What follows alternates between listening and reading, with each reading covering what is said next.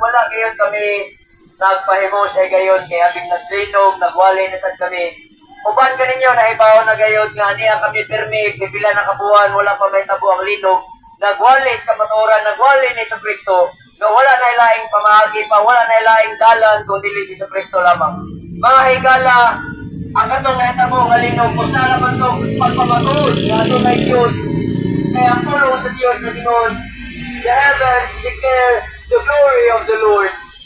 Una mga higala, ang naalis kalibutan na ito makakita na ito dili, linog, bagyo, bituon, kunsa kanindot ang palibot, o kunsa po ang mga trahedya nga moabot, nagpamatuod namang na nga adunay Diyos mga higala.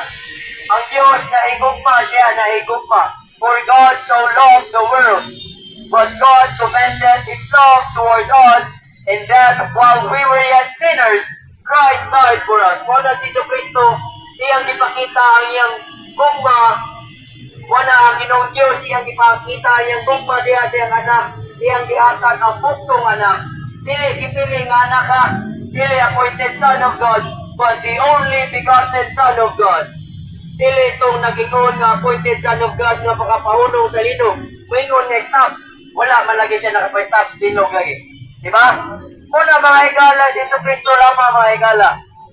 Ang gugma sa Diyos ipakita, 2,000 katuig nilabay, kay si Kristo Jesus namatay, kilubong, pagkay katulungan daw na banyaw.